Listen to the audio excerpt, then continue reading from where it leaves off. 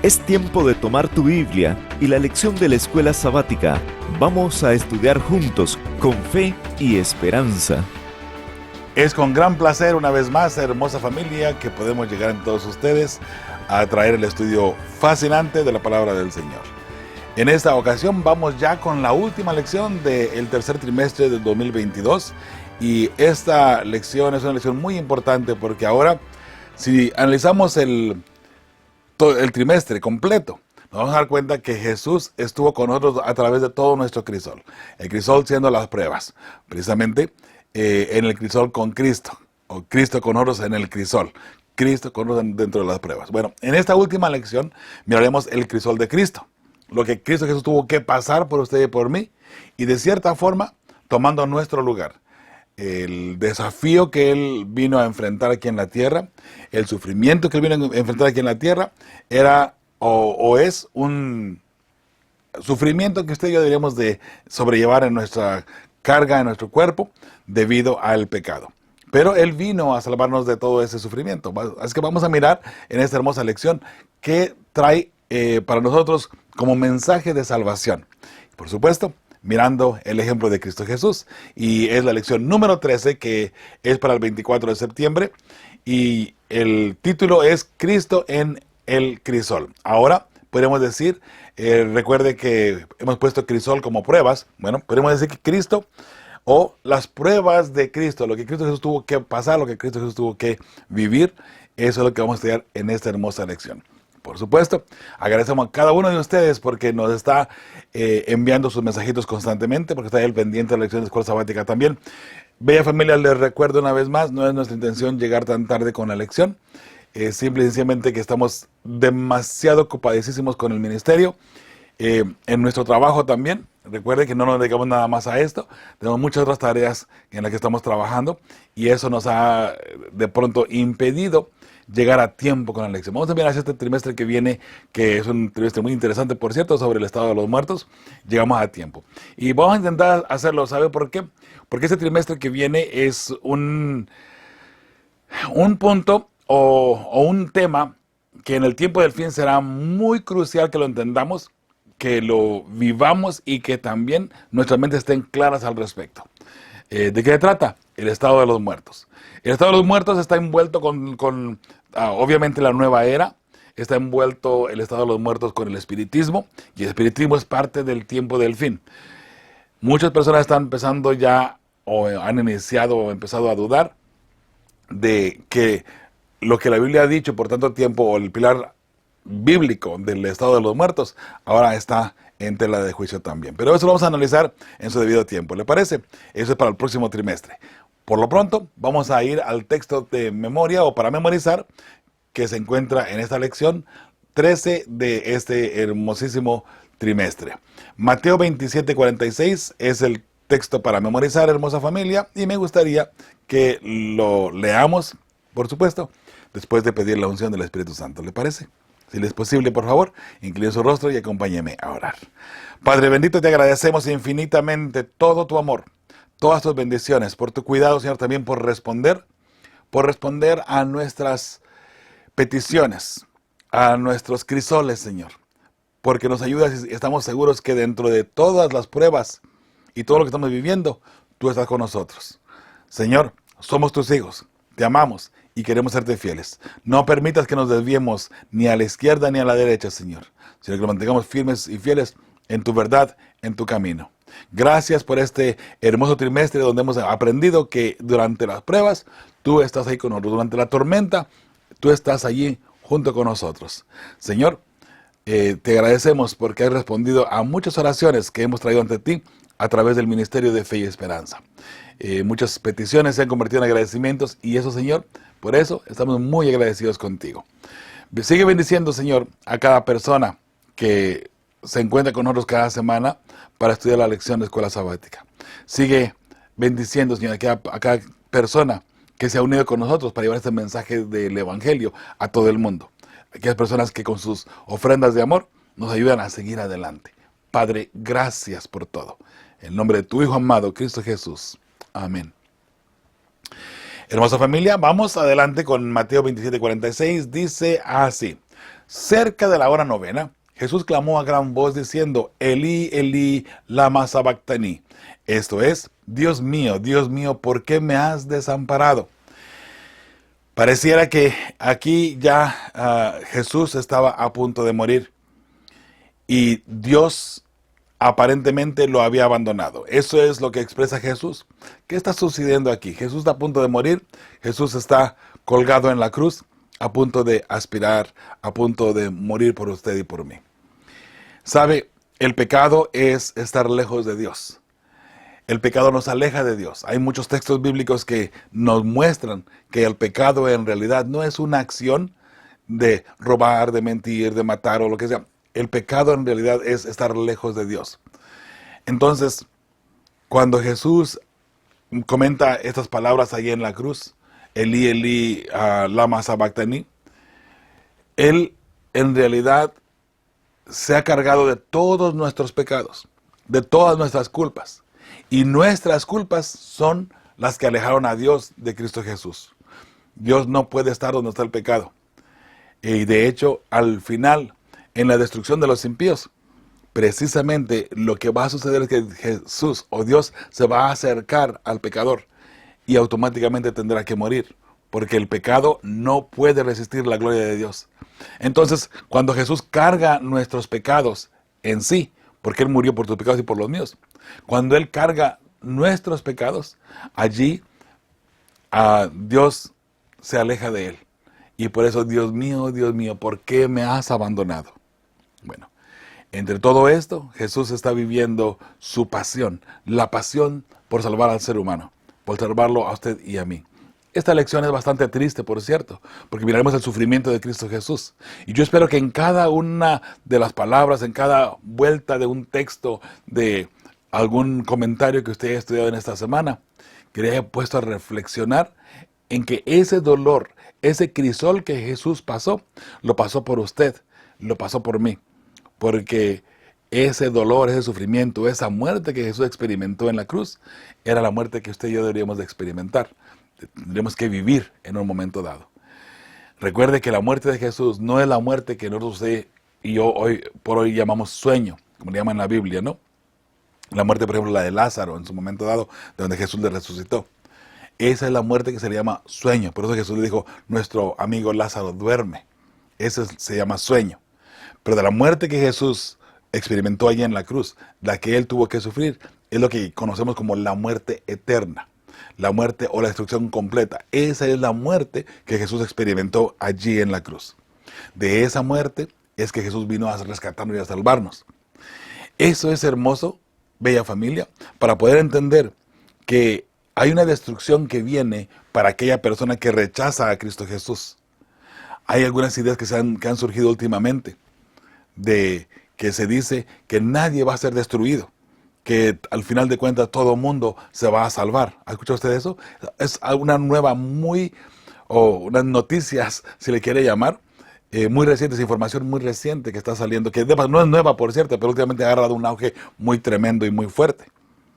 Entonces, que nadie se va a perder, que todo el mundo se va a salvar, y que en el tiempo del fin solamente van a ser purificados nuestros males, lo que esté de llaga dentro de nosotros, del pecado dentro de nosotros, no, la maldad nuestra va a ser purificada. Eso no es verdad, porque Jesús vino a morir precisamente en la cruz para morir la muerte que usted y yo debemos de morir a causa del pecado.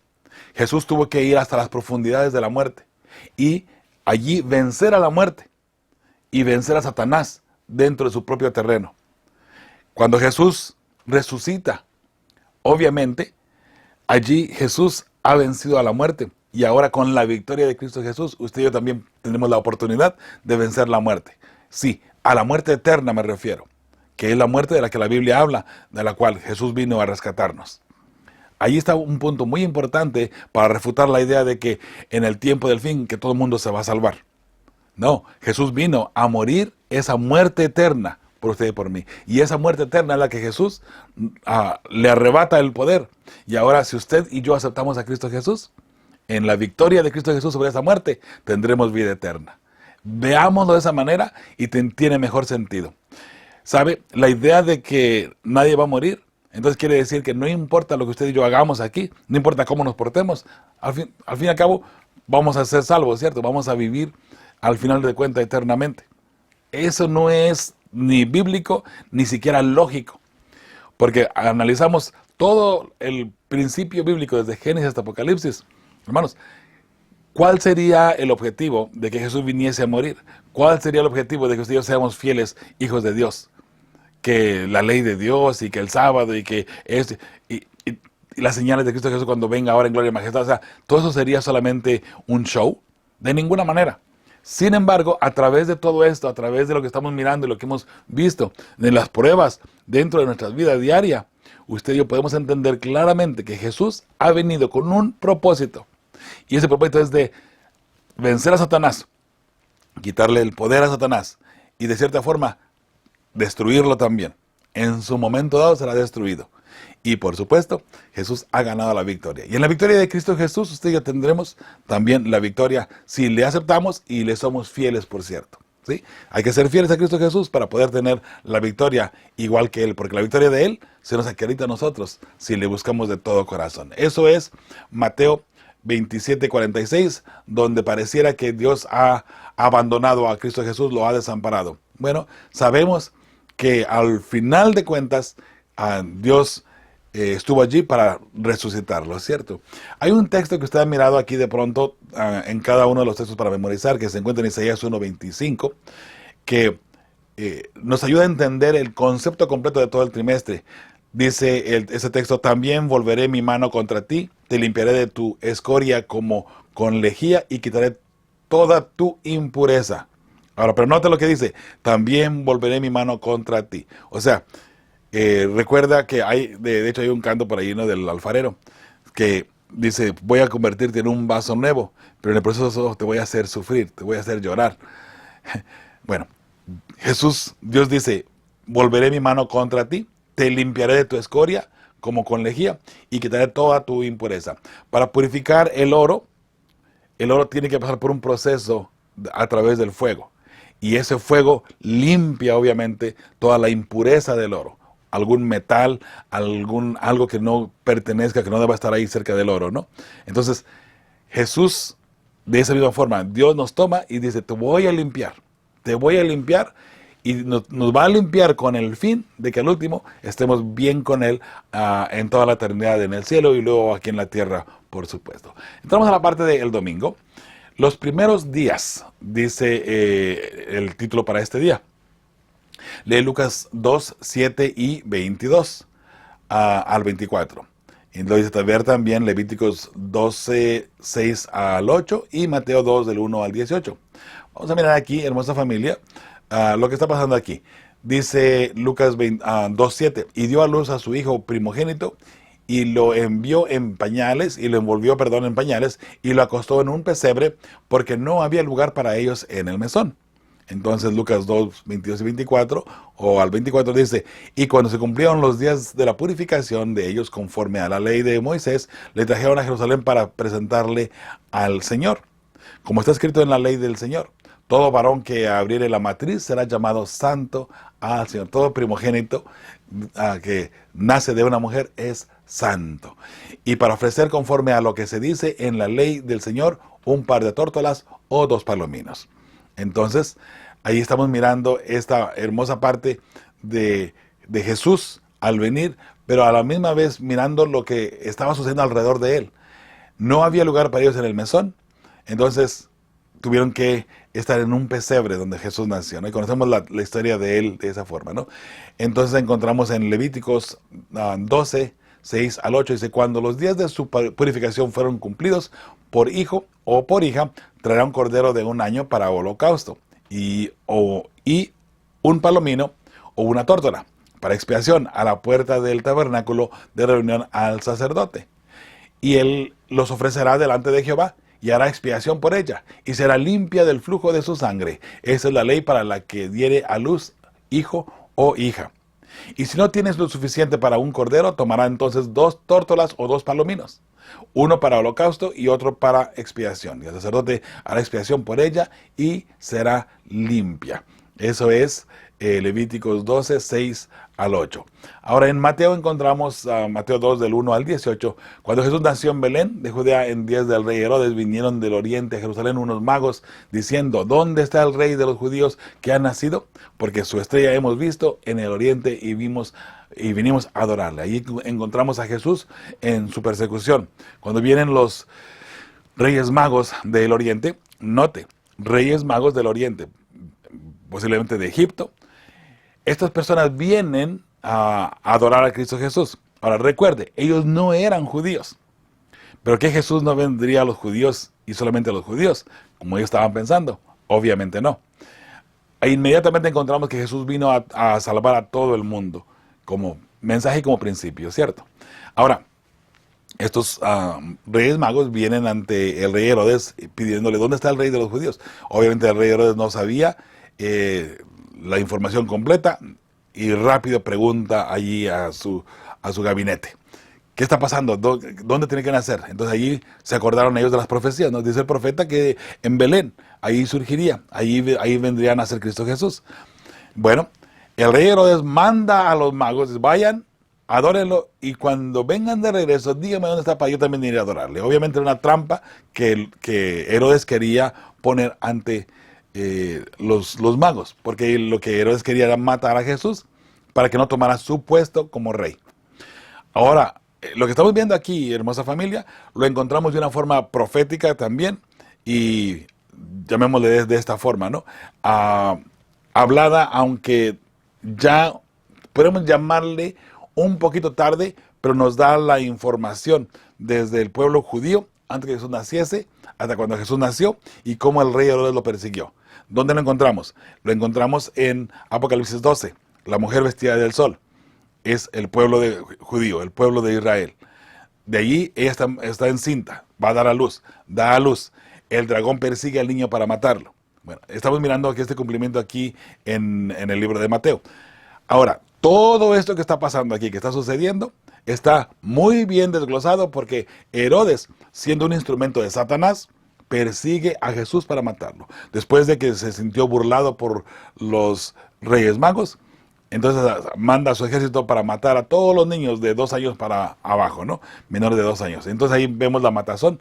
Y también, de hecho, si usted analiza el texto, la profecía anunciaba que Belén iba a sufrir este desgaste emocional, si le quiere llamar, este sufrimiento por sus hijos que murieron allí con ella, ¿no? Entonces, eso es lo que encontramos aquí en Mateo 2, del 1 al 18, hermosísima familia. Entonces, la pregunta que aparece aquí dice: ¿qué vemos en estos versículos que nos da un indicio de la clase de vida que enfrentó Jesús desde el principio? Bueno, una vida humilde para empezar, y una persecución y rechazo a través de su vida. Es lo que encontramos y lo que miraremos ahora en esta lección precisamente.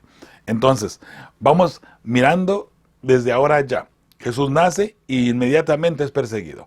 Obviamente a quien le interesaba destruir a Jesús no era a Herodes, porque Herodes ya estaba mayor, ya estaba viejo. Jesús venía naciendo recién. Para cuando Jesús fuese grande y pudiera tomar el reino, si le queremos llamar así, Herodes por sí, sin duda alguna, ya estaría muerto incluso, ¿no? De edad. Entonces, obviamente a quien le interesaba que no tomara el reino, que no viniese a vivir su reinado, era Satanás. Porque el reino de Jesús no era de este mundo. El reino que Jesús venía a implementar y a poner firme era el reino eterno. Su reinado en la humanidad, con la humanidad en esta tierra. Entonces, obviamente a Satanás, que era el príncipe de este mundo, le interesaba no permitir que nadie viniera a eliminarlo de este lugar o sacarlo de este lugar, tomar su lugar en este mundo, ¿no? Bueno, sabemos obviamente que cuando Jesús muere en la cruz, lo vamos a mirar ahora precisamente, Satanás queda completamente fuera. Y creo que todo esto en sí lo podemos encontrar, hermosa familia, en forma profética a través de Apocalipsis 12. Aunque mucho de ello ya, por así decirlo, fue historia, pero dándonos las claves de lo que estaba pasando, lo que había sucedido. Y de esa misma forma, Satanás persigue a Cristo Jesús, Satanás persigue a la iglesia allí en sí, con todo lo que estaba pasando alrededor de Cristo Jesús, está desglosado en la palabra de Dios, ya con profecías anteriormente. Juan escribe, aunque en lenguaje profético, de cierta forma ya parte de la historia, pero en lenguaje profético también, ¿sí? Vamos a otra pregunta que aparece en el domingo. Dice, lee Juan 1:46. Leemos aquí, dice, Natanael le dijo, ¿de Nazaret puede salir algo de bueno? Le dijo Felipe, ven y ve. ¿Cuántos de nosotros podemos decir lo mismo todavía? ¿Acaso en Jesús encontramos algo bueno? ¿Acaso hay algo bueno en lo que podamos afianzar nuestra fe? Felipe dijo, ven y ve. Creo que usted y yo podríamos hacer lo mismo también con las personas. ¿Acaso en el cristianismo, en la iglesia, hay algo bueno? Ven y ve. Tenemos miedo de repente invitar a una persona a la iglesia. Y sabe, me da mucha tristeza, y esto lo he escuchado más de una vez de diferentes personas, por cierto, que dicen, pues me gustaría llevar a mi gente a las visitas, a mis familiares a la iglesia, pero para que vean el desastre que hay en la iglesia y el pleito que hay en la iglesia. Qué triste. Bueno, sabe, es una realidad, desafortunadamente, lo que estamos viviendo dentro de la iglesia, porque el pueblo de Dios siempre va a tener desacuerdos.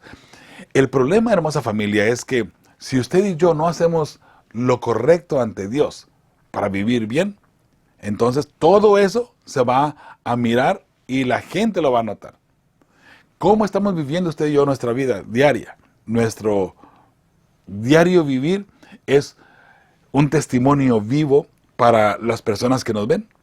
¿O nos da vergüenza traer una familia o una persona o una visita a la iglesia por miedo a que se enteren de todo lo que está pasando? Piense por un momento. Mire, tal vez sea usted a quien le da pena traer a alguien así. Bueno, llévela de igual manera y explíquele claramente que estamos viviendo momentos difíciles, que Satanás está airado y por supuesto que en la iglesia no todo el mundo es perfecto y que va a encontrar personas que no van a vivir la vida del cristiano como debe de ser. Llévela de igual manera, porque al final de cuentas es el lugar donde debe de estar, número uno. Segundo, piense por un momento, analice su vida. ¿Será usted la razón por la cual otra persona no quiere traer una persona a la iglesia? No creo que tenga mucho que buscarle si es que usted y yo tenemos un problema dentro de la iglesia y que por mi culpa, por mi carácter, por mi forma de ser y porque como ando peleando con todo el mundo, personas se avergüencen de traer sus visitas por mi comportamiento. Piense por un momento, analice su vida, analice su forma de ser dentro de la iglesia. Y si su forma de ser dentro de la iglesia no es un buen testimonio, ¿sabe? No me gustaría saber cómo es su vida fuera de la iglesia. Porque si dentro de la iglesia, donde se supone que ponemos nuestra mejor cara de cristianos y somos unos demonios dentro de la iglesia, ¿cómo seremos en nuestra casa? ¿Cómo seremos en nuestros trabajos? ¿Se da cuenta? Hermosa familia, estamos hablando de la vida eterna. Estamos hablando de usted y de su familia, de una forma muy personal y muy íntima, por cierto. ¿Le interesa estar bien con Dios? Haga un cambio si es necesario. Necesitamos hacer un cambio si es necesario. Y también el tema va para mí. Si yo soy el problema dentro de la iglesia, necesito hacer un cambio. Pero a la voz de ya. No espere dentro de un año. Bueno, pues estoy esperando aquí que Dios me cambie, que Dios me transforme. No. Dios no lo va a transformar si usted no quiere buscar a Jehová de todo corazón. Dios no transforma corazones que no quieren ser transformados. Y Dios, ¿sabe? No va a responder una oración para que usted se vuelva de repente un santo nada más porque sí. Hay un esfuerzo que usted debe de poner. Usted debe de buscar a Jehová. Usted debe extender su mano y decir, Señor, perdóname. Y vivir, o luchar por vivir una vida en santidad. Entonces, cuando usted ponga la parte suya, Dios pondrá su parte y ahí usted podrá llegar a ser una persona diferente. Hay muchas personas que han cambiado su forma de ser, que han cambiado su vida, ¿sabe? Y podría mencionar algunos nombres, por cierto. Pero, ¿sabe? Eso a mí me da mucho gusto. Todavía estamos dentro de la iglesia y todavía hay muchas personas que necesitamos cambiar nuestra forma de ser, nuestro carácter. Cómo vemos a los demás, cómo nos tratan y cómo los tratamos. Cómo vemos a las personas dentro de la iglesia, dentro de la familia de Dios. ¿Somos una familia? Alguien dijo por allí, ya no somos una familia, estamos cada quien por su lado. Bueno, eso depende de cada quien, cómo vea las cosas. No depende de la familia, no depende de la iglesia, no depende del ministerio, no, depende de cada quien, cómo usted vea las cosas. Entonces, si usted no ve las cosas bien, algo no anda bien, hay que cambiarlo, ¿sí? Hay que cambiarlo, hermosa familia. Entonces, la pregunta que aparece aquí en Juan 1:46, que de paso de Natanael, donde dice de Nazaret puede salir algo de bueno. Le dijo Felipe, ven y ve. ¿Qué elemento agrega este pasaje que nos ayuda a entender los sufrimientos que tuvo que enfrentar Jesús de joven? Incredulidad de parte de la gente, pero sus frutos fueron conforme a su propósito divino. Obviamente, sí, de Nazaret salió algo hermoso, algo bueno, que vino a salvar a todo el mundo. Pero abnegación y rechazo Jesús tuvo que vivir constantemente. En la parte al pie de la página y en el domingo, dice, pregúntate, ¿cuán sensible soy a los pecados que existen a nuestro alrededor? ¿Cuán sensible eres a otras personas que de repente tú ves que no se portan bien, que no hacen las cosas bien, que tienen un carácter difícil de pronto? ¿Qué tan sensible eres? ¿Los tratas como Jesús los trataría o los tratas con tu propia justicia? Allí está el error de repente que cometemos en muchas ocasiones. ¿Me molestan o soy insensible a ellos? Lo dice la lección, no lo digo yo. ¿Me molestan o soy insensible a ellos? ¿Cómo tratamos a esa persona? Si eres insensible a ellos, esto podría deberse a las cosas que lees, miras o haces. Piénsalo. Entonces, hermosa familia, respuesta de un servidor nada más a todo esto. Si no estamos convertidos realmente, las personas que actúan de forma no cristiana siempre nos molestarán. Necesitamos renacer, hermosa familia. Estaremos mirando a las personas a nuestro alrededor y juzgando a esas personas. Los juzgamos a ellos que están mal, que han actuado mal, como si nosotros estuviéramos mejor. Recuerde, si usted ve mal a una persona que ha cometido un pecado y lo quiere crucificar o apedrear, entonces usted está peor.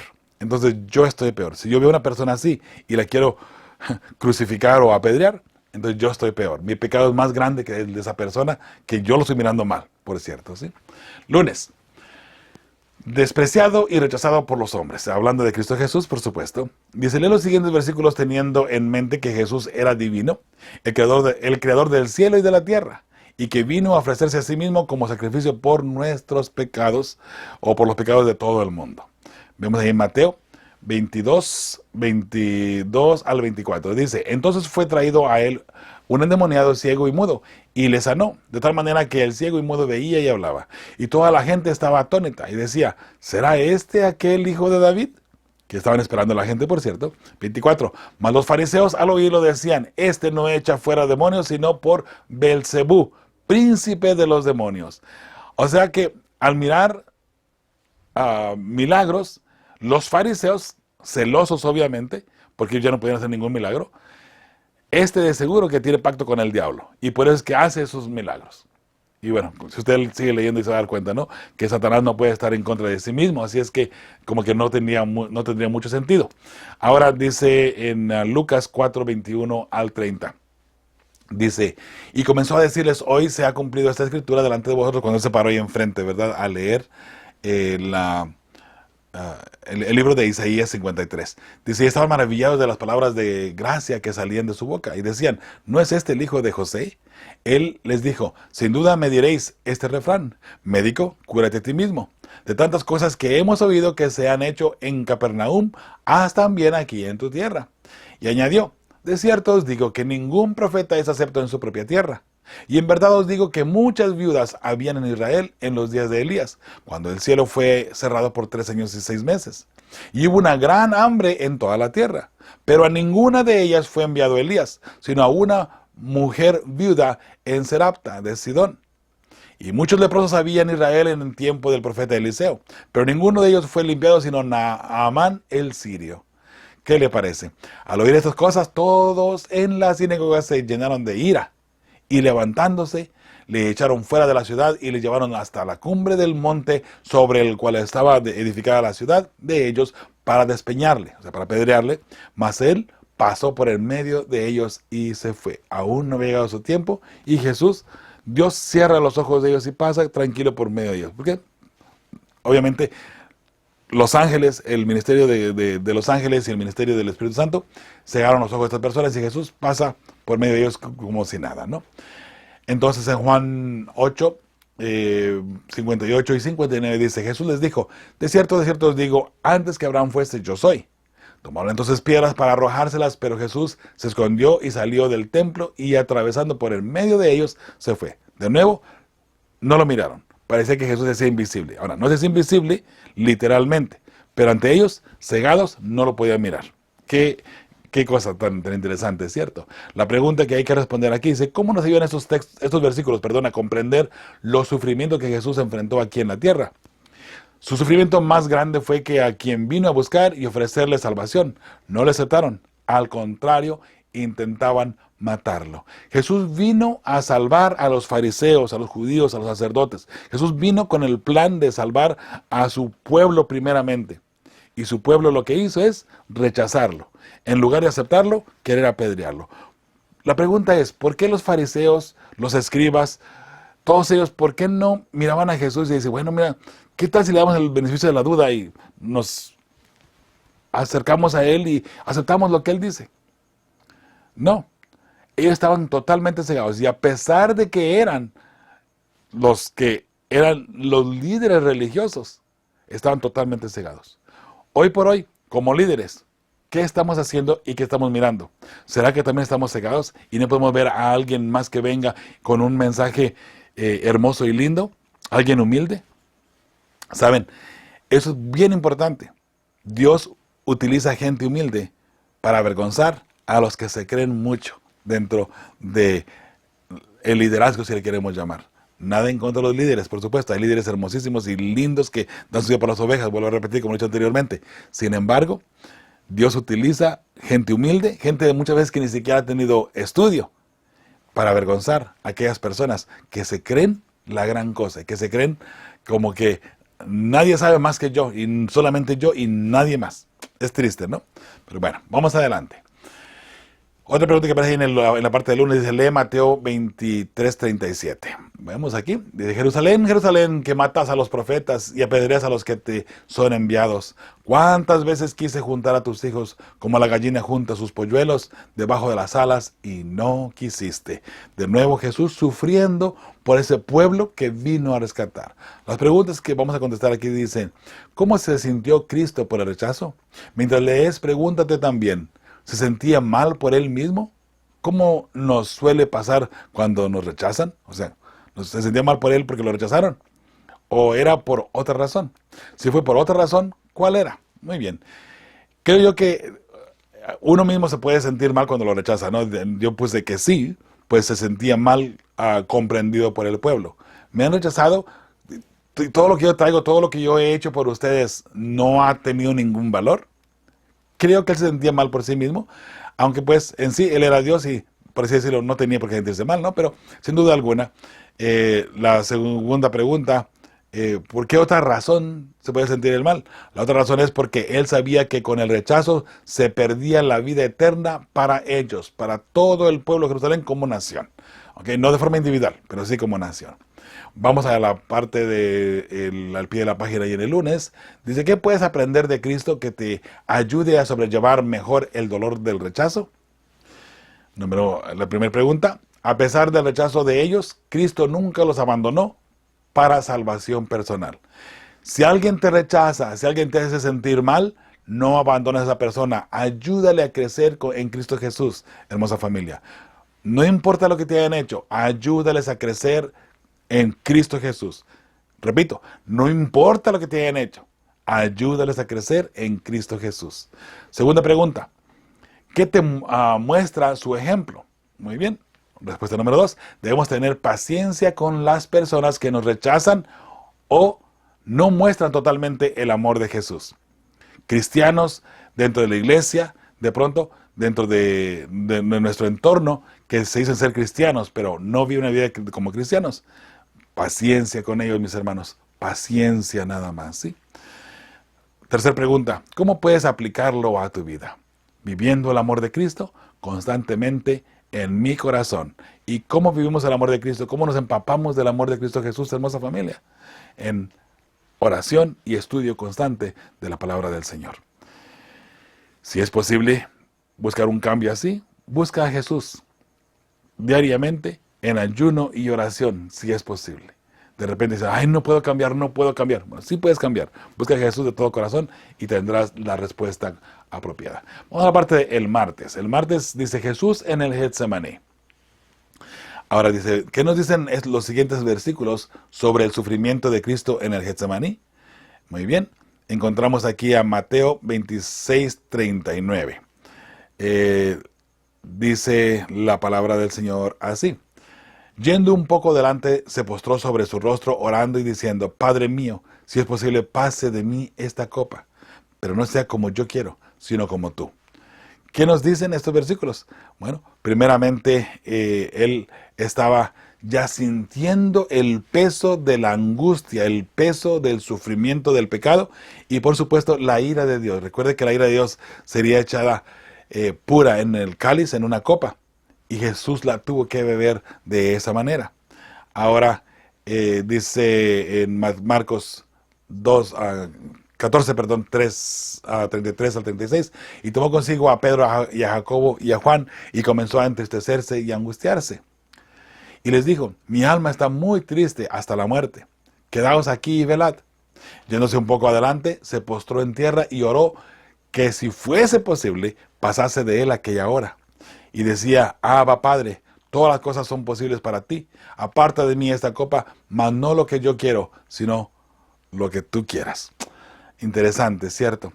Encontramos aquí a Lucas 22, 41 a 44, y él se apartó de ellos a distancia como de un tiro de piedra, y puesto de rodillas oró, diciendo, Padre, si quieres pasa de mí esta copa, pero no se haga mi voluntad, sino la tuya. Y se le apareció un ángel del cielo para fortalecerle, y estando en agonía oraba más intensamente, y era su sudor como grandes gotas de sangre que caían hasta la tierra. Algunas personas dicen que Jesús sudó gotas de sangre. No, no sudó gotas de sangre, hermosa familia, literalmente sangre. Su sudor eran como espesas gotas de sangre. ¿Okay? O sea, sudó mucho por nosotros. Entonces, ¿qué nos dicen estos versículos sobre el sufrimiento de Cristo Jesús ahí en el Getsemaní? Aquí Cristo vivió su pasión, su calvario. Aquí Cristo recibió el castigo de la copa de la ira de Dios por la culpa del pecado. Y esa culpa del pecado, mis hermanos, Jesús cargó el pecado tuyo y el pecado mío. Por eso es que es importante que usted y yo, hoy por hoy, aceptemos a Cristo Jesús de todo corazón. Permitamos que haga el cambio en nuestra vida, hermosa familia. Si Él no tiene ningún sentido en nuestra vida de esa forma, porque queremos vivir una vida de cristianos, pero hecho a nuestra medida, entonces ahí tenemos un grave problema. Jesús murió para que tú seas diferente, para que tú vivas la compasión, para que tú vivas el amor. Si no vivimos el amor y la compasión, entonces estamos diciendo que todo lo que Jesús pasó ahí en el Getsemaní fue totalmente en vano. ¿Y dónde queda todo? En la basura. Por esa es la razón por la cual algunas personas se avergüenzan o no quieren traer personas a los pies de Cristo Jesús o bien a la iglesia, ¿sí? Por esa misma razón en muchos de los casos. Bueno, seguimos adelante. Al pie de la página y el martes dice, medita sobre lo que le sucedió a Jesús en el Getsemaní. Ya los pecados del mundo comenzaban a caer sobre él. Trata de imaginar cómo debió haber sido eso. ¿Sabe? Aquí me gustaría recalcar un poquito más. Ya los pecados del mundo habían comenzado a caer. En realidad aquí fue donde él cargó con todos los pecados. En la cruz solamente aspiró. Pero aquí fue donde la ira de Dios se mostró con toda su fuerza ante Cristo Jesús y sobre Cristo Jesús. Aquí en el Getsemaní. En la cruz, allí ya solamente fue la última parte culminante para que él aspirara como ser humano. Pero los pecados aquí en realidad él los cargó completamente, ¿sí? Dice, ningún ser humano ha sido llamado a pasar por algo así, ni antes ni después. ¿Qué nos dice esto sobre el amor de Dios por nosotros? ¿Qué esperanza puedes encontrar en esto para ti? Bueno, el amor de Dios por nosotros supera cualquier expectativa, bella familia, sin duda alguna. No lo podemos entender nunca jamás, porque el amor de Dios es el amor de Dios por nosotros. Por Cristo, Entonces, ¿qué esperanza puedes encontrar en esto para ti? Esperanza en Cristo por Cristo. Su sufrimiento y victoria, hoy tenemos esperanza de la vida eterna, debido a que Él venció allí en el Getsemaní, a la muerte. Él venció a Satanás. Ahí Satanás quedó derrotado, ¿sí? Y cuando Él aspira en la cruz, es el sello, por así decirlo, de su victoria de Jesús sobre Satanás y sobre la muerte, obviamente. Muy bien, la parte del miércoles dice, el Dios crucificado. Ese es el título para ese día. Dice la pregunta que aparece aquí: ¿qué acontecimientos cercanos a la muerte de Jesús mostraron que lo que sucedía era más de lo que la mayoría entendía en ese momento? ¿Qué sentido podemos encontrar en cada uno de estos eventos que evidencie lo que sucedió allí? Bien, hay 3 citas bíblicas que vamos a analizar. La primera es Mateo 27:45. Dice, y desde la hora sexta hubo tinieblas sobre toda la tierra hasta la hora novena. Fuera de lo ordinario hubo tinieblas en toda la tierra.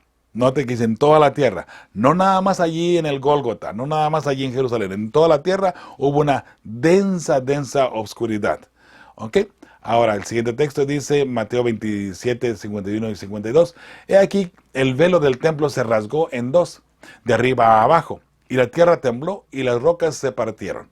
Y se abrieron los sepulcros y muchos cuerpos de santos que habían dormido se levantaron. Interesante.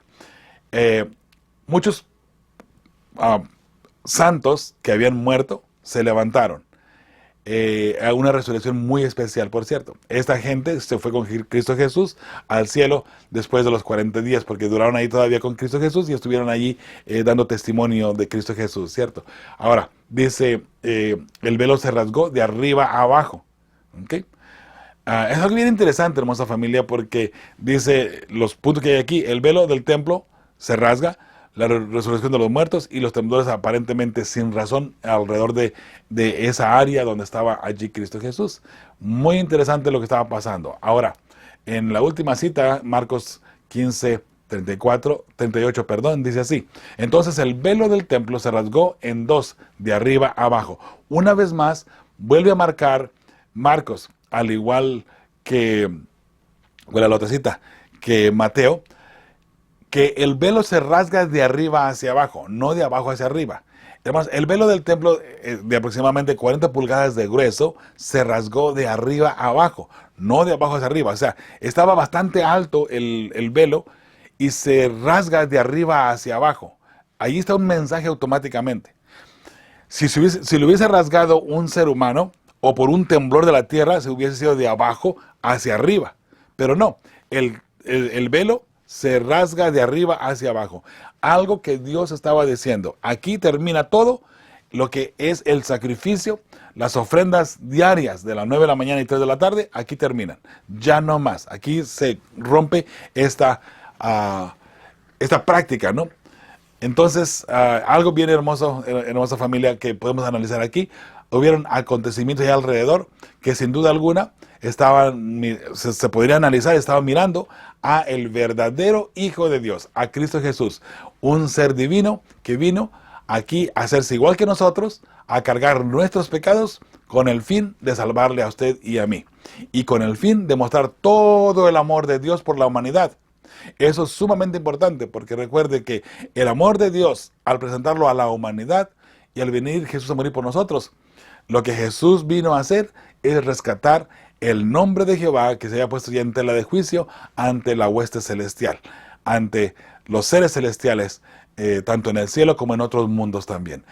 Se estaba desconfiando que Dios no era un Dios de amor. Bueno, Dios vino y mostró ese amor tan hermoso por usted y por mí, y por supuesto por todos nuestros semejantes. Por eso es que es importante, hermosa familia, que si Dios envió a su Hijo para rescatarte a ti, ¿por qué nosotros vamos a apedrear a los demás que de repente no viven el amor de Cristo Jesús?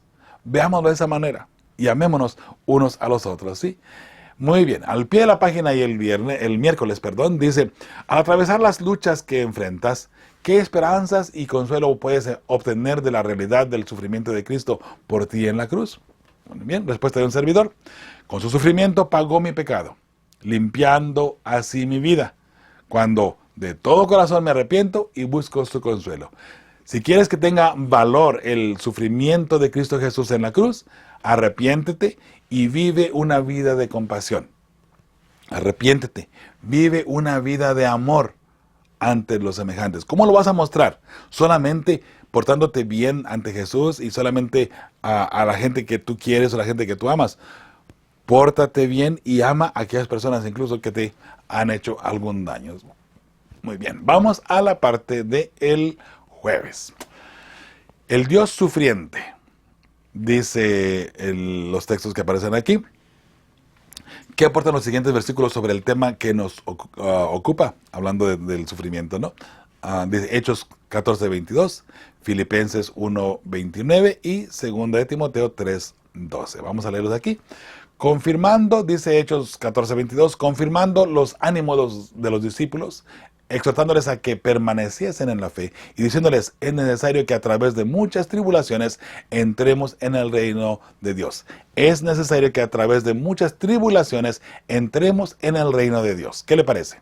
Es necesario que pasemos por crisol, por las pruebas, por las luchas, para poder entrar al reino de Dios. O sea, tenemos que sufrir aquí en la tierra para poder entrar a la patria celestial, hermosa familia. Filipenses 1:29 dice, porque a vosotros os es concedido a causa de Cristo. ¿Qué cosa? La vida eterna, ¿no? No solo que creáis en Él, sino también que padezcáis por Él. Creer en Cristo Jesús es sinónimo de vida eterna, pero necesitamos padecer por Él. O sea, necesitamos pasar pruebas y luchas por Cristo Jesús. Segunda de Timoteo 13:12. Y también todos los que quieren vivir piadosamente en Cristo Jesús padecerán persecución. Así como Cristo Jesús fue perseguido, también usted y yo pasaremos por esa persecución, ¿sí? Entonces, dice, al igual que Cristo padecemos persecución y sufrimientos por parte del enemigo de Dios. El enemigo de Dios quiere que usted sufra, quiere que usted no busque a Jesús, quiere que usted no cambie su carácter. Pero ¿sabe? En Cristo Jesús hay victoria. La victoria está asegurada, solamente usted tiene que buscar a Cristo Jesús. Y yo también. Necesitamos buscar a Cristo Jesús y juntos vivir esa victoria en nuestros corazones, ¿cierto? Otra pregunta que aparece aquí en el jueves dice, lee Juan 10:28, Romanos 6:23, Tito 1:2 y 1 de Juan 2:25. ¿Qué se nos promete? Vamos a ver las promesas que hay aquí en cada uno de estos textos bíblicos, ¿sí? Juan 10:28 dice, y yo les doy mi vida eterna, y no perecerán jamás, ni nadie les arrebatará de mi mano. Esa es la promesa de Cristo Jesús para ti y para mí. Jesús nos ha dado la vida eterna. Todo ese procedimiento que él hizo, ese sufrimiento y todo lo que Él vivió, es con el fin de que tú y yo tengamos la vida eterna. Y nadie nos la puede arrebatar, ni el enemigo de Dios, ni Satán la puede arrebatar. Así es que, ánimo, levántate, Jesús ya venció por ti y por mí. Romanos 6:23 dice, porque la paga del pecado es muerte, mas la dádiva, o sea, el regalo de Dios, mas el regalo de Dios es vida eterna. ¿En quién? En Cristo Jesús, Señor nuestro, obviamente. Qué hermoso saber que, aunque hemos sido pecadores y la paga que tenemos que darle a el pecado, usted y yo hoy por hoy, es la muerte. Pero Jesús ha venido a rescatarnos de allí y a regalarnos la vida eterna. Pero eso sí, si le aceptamos y vivimos de acuerdo a su palabra, a su amor, ¿cierto? Tito 1:2 dice, en la esperanza de la vida eterna, la cual Dios, que no miente, prometió desde antes del principio de los siglos. Aquí tenemos una vez más la esperanza de la vida eterna. Primera de Juan 2:25 dice, y esta es la promesa que Él nos hizo, la vida eterna. Entonces, ¿qué se nos promete? Si permanecemos firmes y fieles a Cristo, tendremos la vida eterna, hermosa familia. Eso es hermoso, ¿cierto? Ahora entramos, hay 4 preguntas en la parte del viernes y ya, como por último, vamos a analizar un poquito todo lo que hemos vivido en este trimestre. Dice la primera pregunta que aparece ahí para dialogar, ser conscientes de que Dios mismo en la persona de Cristo sufrió más de lo que cualquiera de nosotros podría haber sufrido. Sí, Dios mismo en Cristo Jesús. ¿Cómo nos ayuda en nuestros sufrimientos? ¿Qué deberían significar para nosotros los sufrimientos de Cristo en nuestro favor? ¿Qué consuelo podemos obtener de esta asombrosa verdad? Mientras piensas en la respuesta, recuerda la siguiente declaración de Elena de White. Todo sufrimiento que es resaltado del pecado se volcó en el seno del Inmaculado Hijo de Dios. Sí, todo lo que usted y yo vivimos en nuestros pecados, Jesús padeció por ellos. Literalmente por usted y por mí, Jesús sufrió. Ahora, la respuesta de un servidor, muy personal: Jesús padeció por nuestros pecados para darnos ejemplo, para que podamos resistir las pruebas, pues Él está con nosotros. Y aunque Él sufrió por nosotros, Él sufrió también para darnos la victoria sobre esos pecados, ¿sí? La número 2 es un ejercicio en clase nada más, hermosa familia. Lo voy a dejar allí para que usted lo analice y que el maestro suyo en la clase la pueda repasar también. La pregunta número 3: ¿cuáles son algunas de tus promesas bíblicas favoritas a las que puedes aferrarte en medio de la tristeza y dolor? Escríbelas y reclámalas para ti y compártelas con la clase. En forma personal, mis hermanos, me encanta Salmo 91, donde una promesa hermosa es que Dios envía a sus ángeles a formar una barrera de protección a mi alrededor. Y cuando yo oro por alguna persona o alguna familia, les pido a Dios que esa promesa que me encanta se cumpla también en ellos. Y esa es mi oración para ti en esta ocasión también, que Dios pueda formar esa barrera de protección alrededor de tu hogar, alrededor de tu vida, de tu trabajo y por supuesto de tus hijos también. La pregunta número 4 dice: escribe un párrafo a modo de resumen, destacando los aspectos principales que extrajiste de las lecciones de este trimestre. Muy bien, tenemos 2 preguntas, 2 respuestas. ¿Qué interrogantes pudiste resolver? ¿Qué cuestiones siguen sin respuesta? ¿Cómo podemos ayudarnos unos a otros a superar esas cosas que todavía nos dejan perplejos y nos preocupan tanto? Número 1, es un ejercicio personal para empezar que se puede hacer en la clase también. Número 2, tomados firmemente de la mano de Cristo. Recuerda que entre todo lo que estamos viviendo, entre todo lo que estamos pasando aquí en la tierra, deben de ser pruebas. La palabra del Señor dice y es muy clara: usted y yo necesitamos vivir las pruebas, vivir crisoles dentro de este mundo. Mientras de que Jesús venga en gloria y majestad, tendremos luchas. De hecho, para el tiempo del fin, se menciona en lenguaje profético el tiempo de angustia previo, antes que termine el tiempo de gracia. Termina el tiempo de gracia, se menciona el tiempo de la gran angustia. Termina el tiempo de gracia hasta que Jesús venga, tiempo de gran angustia. Y entre el tiempo de gran angustia está la angustia de Jacob también. Mucha angustia, mucha persecución. ¿Para quién? Para el pueblo de Dios, para aquellas personas que genuinamente están buscando ser fieles hijos de Dios. Ahora, la pregunta que yo te hago a ti: ¿cómo está tu vida? ¿Qué has aprendido a través de esta lección? ¿Tienes la seguridad y la certeza que Jesús está contigo? ¿Estás seguro que Jesús va guiando tu vida diariamente? Y sabes, cuando viene una prueba, ¿reniegas en contra de Cristo Jesús? ¿O aceptas la prueba como algo que te va a ayudar a crecer espiritualmente? Ojalá que sea. Recuerda que todas las pruebas en esta vida y lo que hemos estudiado a través de todo este trimestre, hermosa familia, es con el fin de hacernos crecer espiritualmente.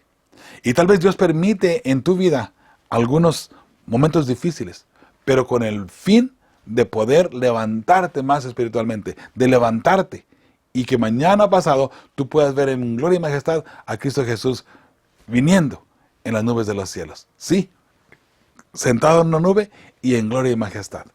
Por eso estamos contentos y felices de poder compartir contigo la palabra del Señor, para que tú seas un portador también de la luz de Cristo Jesús para todo el mundo. Recuerda que para el próximo trimestre, el último trimestre del 2022, vamos a estar hablando sobre el estado de los muertos. Como mencioné al principio, este tema del estado de los muertos, hermosa familia, es muy crucial, muy importante. Vamos a hacer todo lo posible para traer las lecciones a tiempo, hermosa familia, ¿sí? Para que usted y yo podamos estudiar toda la semana correctamente. Pero recuerde, hermosa familia, si no llegamos a tiempo, créame que no es por falta de interés, ni tampoco porque no nos dio la gana. Si no traemos la lección a tiempo, mis hermanos, es porque estamos trabajando en las cosas del Señor, ¿sí? Dios te bendiga, Dios te guarde. Tu amigo y servidor Joel Medina, ha sido un placer acompañarte durante todo este trimestre. Esperamos en Jehová que tú sigas tomado de su mano y sigamos siendo como familia y creciendo más como familia aquí en este hermoso ministerio de fe y esperanza. Un ministerio que se interesa genuinamente por la salvación de las almas. Queremos ganar almas, no ganar dinero. Ese es nuestro objetivo, ¿sí? Y por eso, aunque sí necesitamos dinero para ganar almas también, porque hay muchos gastos que cubrir, Y gracias a usted que de paso nos envía su ofrendita de amor. Muchísimas gracias. Son atesoradas de todo corazón y por supuesto, hermosa familia, usadas con dignidad dentro del Ministerio de Fe y Esperanza. Eso puede tener toda la seguridad. Y eso nos ayuda a seguir preparando las familias que formarán parte del pueblo que verá a Dios. Y claro que sí, su familia debe de estar allí. Dios te bendiga. Un abrazo donde quiera que te encuentres. De nuevo, tu amigo y servidor Joel Medina se despide de ti en esta hermosa semana. Hasta la próxima semana con nuevos temas, nuevas láminas y por supuesto con mucha más información que nos va a crecer espiritualmente. Fe y esperanza, prepara